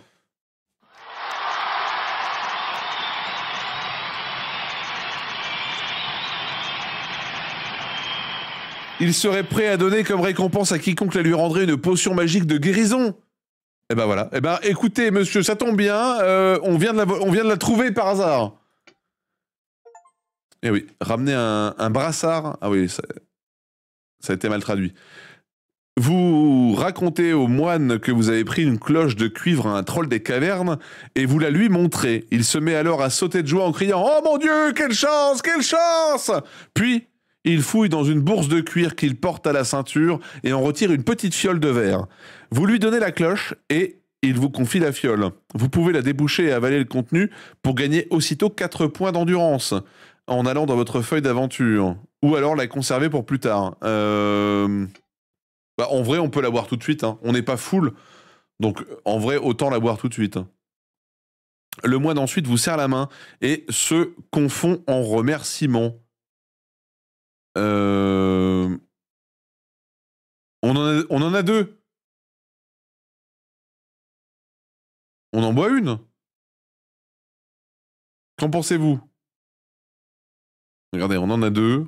On en avait qu'une, maintenant on a la 2e. Voilà, comme ça on est quasiment full, vous voyez.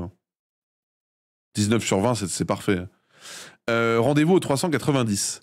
Au loin, vous apercevez la sombre muraille de végétation qui se dresse devant vous. Le chemin mène droit à la forêt des ténèbres et s'y enfonce, en serpentant parmi les racines et les buissons enchevêtrés. Enfin, vous arrivez à une bifurcation. Si vous souhaitez poursuivre vers le nord, rendez-vous au 190. Si vous préférez aller vers l'ouest, rendez-vous au 280. Alors, que faire?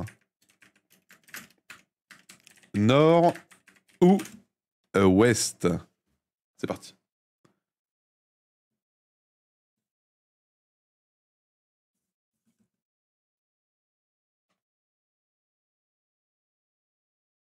Alors, direction le nord, direction l'ouest.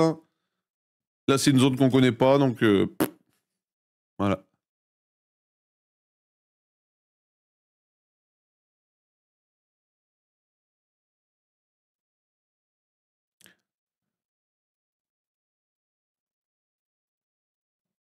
Ouais, je crois que le village, doit y avoir encore peut-être une ligne en haut, mais le village, il doit être là, ouais. À peu près, hein, voilà.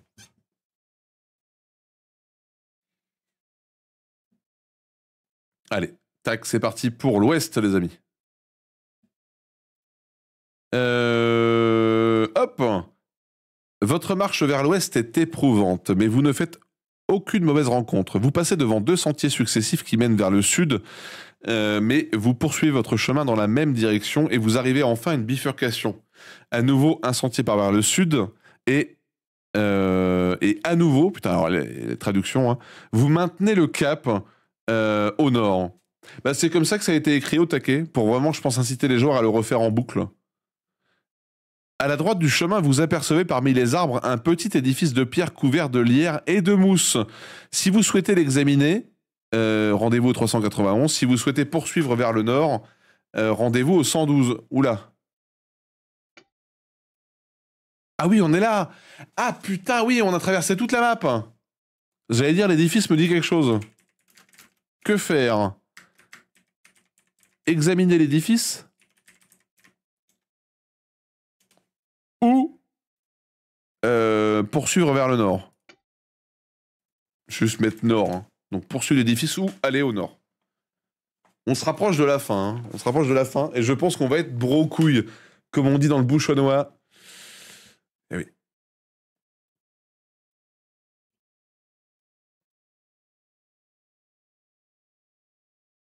Donc soit on examine un édifice de pierre couvert de lierre et de mousse, soit on poursuit notre route en direction du nord. Encore. Ah, disons que ce qui peut changer de la dernière fois, c'est d'arriver à sortir sans mourir. La dernière fois, on est sorti, mais on est mort. Voilà. Le fameux bouchonnois. Il y a très peu d'écart, mais il y a quand même une petite majorité pour le premier vote, examiner l'édifice. C'est ce que nous allons faire tout de suite. Hop, l'édifice ne mesure que 3 mètres sur 3 et il est dépourvu de fenêtres. L'accès en est fermé par une porte en pierre qui paraît très solide. Elle n'a pas de poignée et il ne semble pas qu'aucune autre ouverture permette d'entrer à l'intérieur de l'étrange construction. Vous remarquez alors dans la porte de pierre un minuscule trou de serrure. Avez-vous une clé d'argent? Et non. Vous pouvez soit essayer de défoncer la porte, soit retourner sur le chemin et repartir vers le nord. Alors, que faire? Défoncer la porte, ou plutôt essayer de le faire, ou continuer au nord. Les nains qui perdent la foi en nous. Mais attention, on rappelle qu'on n'a signé aucun contrat, personne n'est au courant qu'on doit les aider. Hein. Le bracelet de force? On nous l'a pas proposé, alors peut-être qu'on nous le propose après. On l'a, le bracelet de force? Brassard de force, ouais. Nous l'avons. Tout à fait.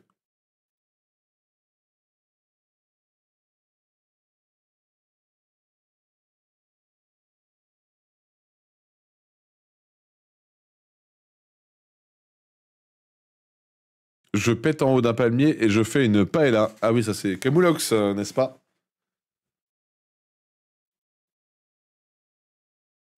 Allez, vous êtes motivé à vouloir essayer de défoncer cette porte, qui, je le rappelle, est en pierre.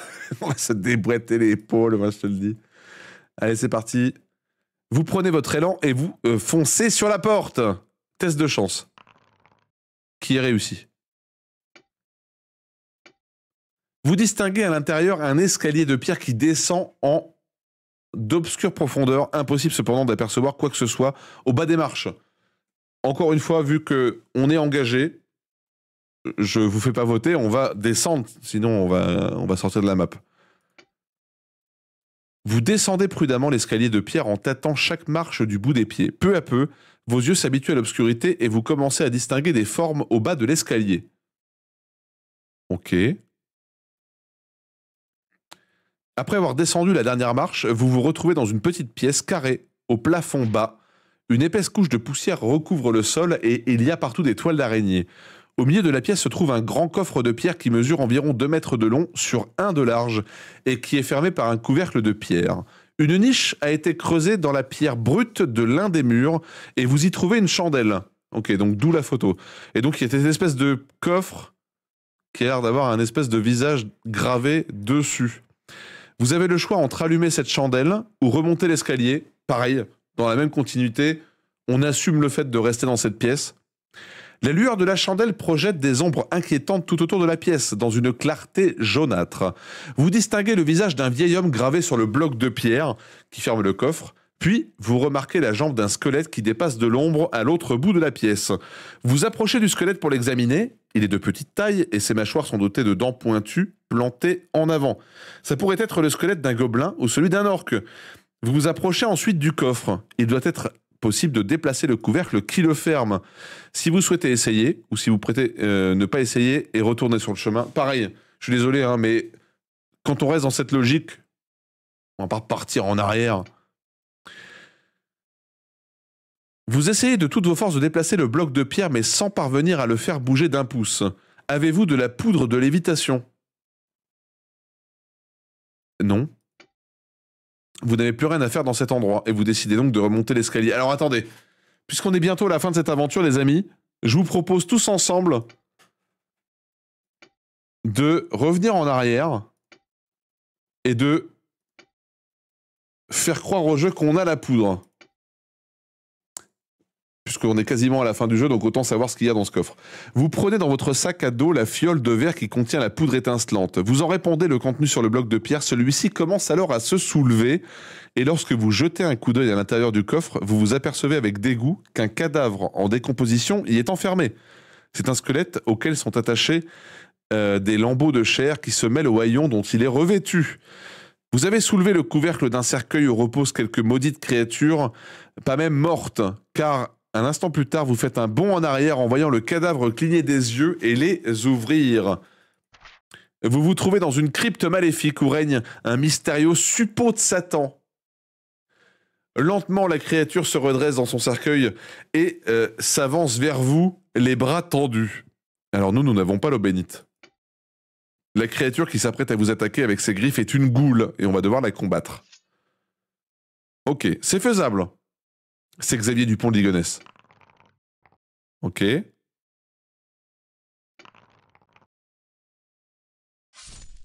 Putain de bordel. Ok, c'est bon. Oh putain, il nous a bougé le dé. Salaud. Oula. C'est bon. Ah non, c'est égalité, putain. Oui, là c'est bon. Allez, plus qu'une attaque portée, on a gagné. Aïe. Aïe. Aïe, aïe, aïe. Comment ça, le combat assez doré? Si elle vous paralyse ou vous tue... Alors non. Alors, on va enlever un cœur tout de suite. Voilà, regardez. Voilà, on fait comme si c'était rien passé. Donc on est mort, on a perdu une vie, hein, je précise. Donc on va recommencer le combat tout simplement. Hein. Mais papa, tu triches. Bah on est mort, on a perdu une vie. Hein. De toute façon, c'est notre dernière run sur ce livre, alors autant essayer. Imaginez qu'il y ait au moins une des deux parties du marteau. Putain, mais elle est intuable, what the fuck?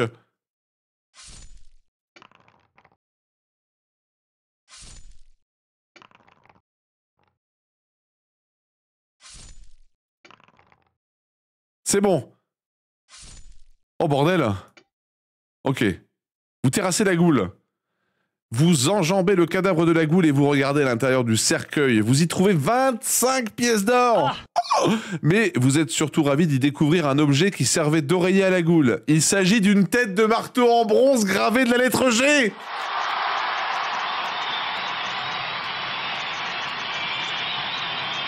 Mais non! Tout heureux, vous rangez vos trouvailles dans votre sac à dos et vous quittez la crypte. Alors, on va se soigner. Je sais pas ce que vous en pensez. On va utiliser notre dernière potion de guérison. J'aimerais qu'on m'explique effectivement, comme dit notre ami dans le chat, comment le marteau s'est retrouvé là, sous cet être en décomposition.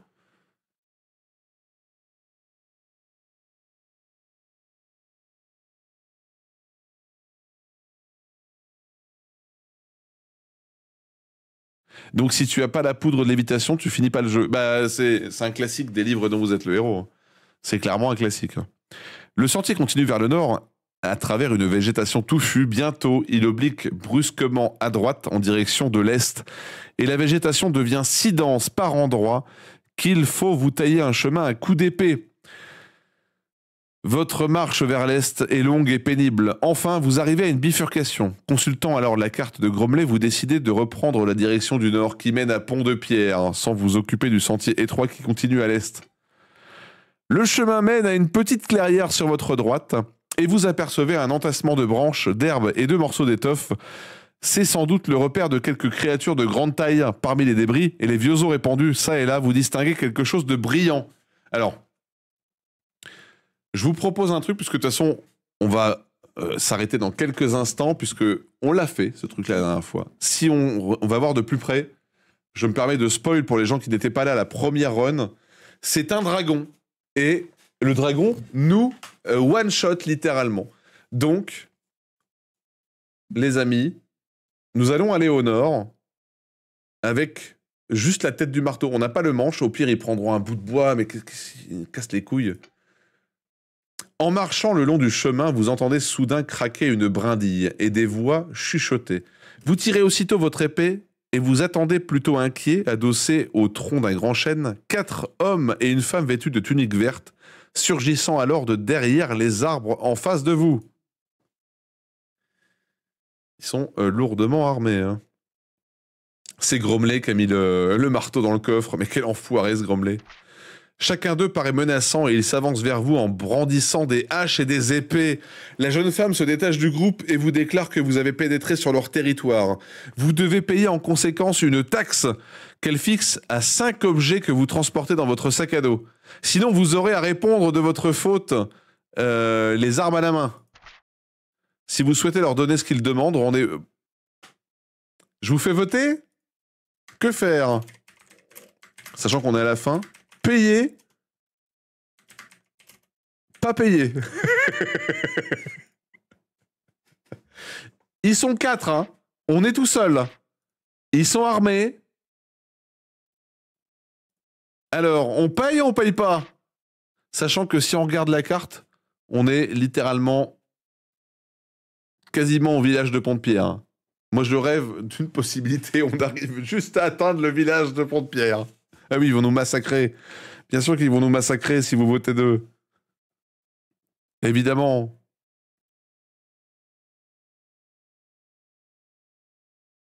Et salut OneBuzz. Je te dis bonjour. Désolé hein, si j'oublie de dire bonjour à des gens dans le chat. Une toute petite majorité d'entre vous décidez du coup de leur donner ce qu'ils demandent. 50-50. Est-ce que Gwambou a voté ? Gwambou ! Il faut que tu votes, Gwambou ! Imhotep est là pour nuire depuis le début. Mais je l'ai dit, en plus, je l'ai rappelé des dizaines de fois, essayez de faire les choix les plus logiques. Même si, bon, là, on est à la fin, hein, mais... Il faut que Gwambou y vote. C'est bien, Vaeline. Mais non, mais Gwambou, mais non. Bah, ça est perdu. Tu sais quoi ? Hop, chez. Ah bah non, mais ça compte pas. C'est faux, c'est pour l'entraînement. Oui, mais on le refera jamais, ce bouquin. C'est que 2 tentatives par bouquin. Ok, on est à 56%. Merci, Freddy. Freddy qui a fait basculer la balance des votes sur 1. Très bien. Nous allons donc payer ce qu'il demande. Considérez chacun des objets que vous transportez dans votre sac à dos comme une unité, y compris chaque pièce d'or. Ah bah on peut leur donner de l'or. 1 pièce d'or. 2 pièces d'or. 3 pièces d'or. 4 pièces d'or. 5 pièces d'or. Ben voilà. Mais donc on s'en fout. Non mais disons que le vote de Freddy compte pour 2 votes. Sortie du bois, échappée de la forêt de la malédiction, oui. La femme bandit prend les objets que vous lui donnez et je vais pouvoir renégocier mon salaire, exactement.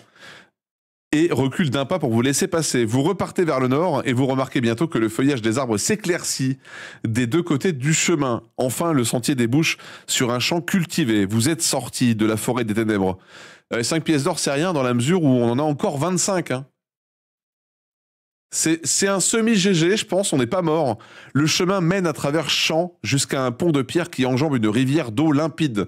Au-delà du pont, vous apercevez les maisonnettes et les huttes de bois d'un village. Une pancarte indique « Pont de pierre ». Voilà. Stone Bridge. Lorsque vous franchissez le pont, vous voyez 2 nains aux longues barbes blanches qui se tiennent debout, près d'une maisonnette, le regard fixé sur vous. Avez-vous en votre possession la tête de marteau et le manche ? Non. Si vous ne possédez qu'un seul ou aucun de ces objets, rendez... Alors, on va faire ce choix-là, puis on reviendra pour voir quand même la conclusion de ce livre. Vous avez échoué dans votre tentative d'aider les nains. Vous n'avez rien à offrir à Guilibrand, le roi, et vous n'avez donc aucune raison de le rencontrer. Aussi, décidez-vous de repartir vers l'est et de chercher un endroit où vous reposer après avoir affronté tous ces périls. Peut-être cependant pourriez-vous essayer à nouveau de découvrir le marteau de pierre. Si c'est votre intention, il vous faut retourner chez Yastromo le sorcier pour lui acheter d'autres objets. Alors on va revenir en arrière. Et donc, nous allons faire croire au jeu, hop, que nous avons le marteau, les amis. Waouh, bravo, incroyable! Héros tricheur, trouvez la fin ultime en lecture libre.